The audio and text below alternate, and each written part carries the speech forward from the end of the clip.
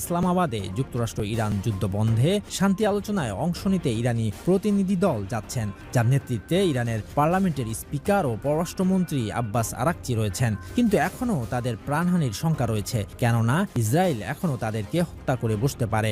আপনি আর একা নন, universal cardiac hospital আপনার হৃদয়ের আরো কাছে। আর তাই পাকিস্তান ফাইটার জেট পাঠিয়ে তাদেরকে বহনকারী প্লেনকে নিরাপত্তা সুরক্ষা প্রদান করে নিয়ে এসেছে ইসলামাবাদে।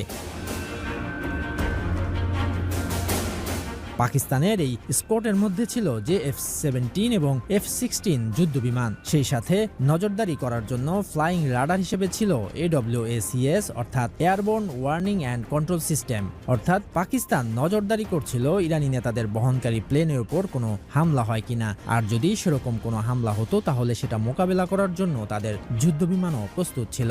ভিডিওটি পাকিস্তানের জনপ্রিয় এবং প্রভাবশালী ইলেকট্রনিক মিডিয়া নেটওয়ার্ক বোল নিউজ তাদের অফিসিয়াল হ্যান্ডেলে প্রচার করেছে। এছাড়া বিভিন্ন ফ্লাইট রাডার ইরানের বন্দর আব্বাস থেকে পাকিস্তান পর্যন্ত ফাইটার জেট ট্র্যাকও করেছে। বাস্তবে অবশ্য তাদের উপস্থিতির কারণে আর কেউ হামলা করবে না। তারপরও এরকম ক্ষেত্রে মধ্যস্থতা করাও যে সহজ কোনো কাজ নয় সেটা পরিষ্কার। যদিও ইরানের তাসনিম নিউজ এজেন্সি দাবি করছে যে ইসলামাবাদে ইরানি প্রতিনিধি দলের পৌঁছানোর খবরটি সত্য নয়, আর লেবানন বিষয়ে যুক্তরাষ্ট্র তার প্রতিশ্রুতি পূরণ না করা পর্যন্ত আলোচনা স্থগিত থাকবে।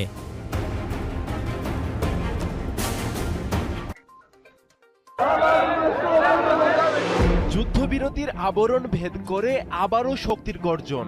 ইরানের আকাশে ঢুকে পড়া ইসরায়েলের অত্যাধুনিক হারমেস 900 ড্রোনকে মুহূর্তেই ধ্বংস করে দিয়েছে ইরানের প্রতিরক্ষা ব্যবস্থা। এটি শুধু একটি ড্রোন ভূপাতিত নয়, এটি একটি সতর্ক সংকেত। ইরানের সার্বভৌমত্বে আঘাত মানেই সরাসরি প্রতিরোধ। যুদ্ধবিরতি মানে দুর্বলতা নয়, বরং প্রস্তুতির নতুন অধ্যায়। একদিকে কূটনৈতিক টেবিলে আলোচনার প্রস্তুতি, অন্যদিকে আকাশে শক্তির প্রদর্শন। এই দ্বৈত বাস্তবতায় প্রশ্ন উঠছে, যুদ্ধবিরতি কি আদৌ টিকবে, নাকি এটি কেবল ঝড়ের আগের নিস্তব্ধতা? মধ্যপ্রাচ্যে চলমান যুদ্ধবিরতির মাঝেই নতুন করে উত্তেজনার জন্ম দিয়েছে ইরানের আকাশে ইসরায়েলের ড্রোন ধ্বংসের ঘটনা।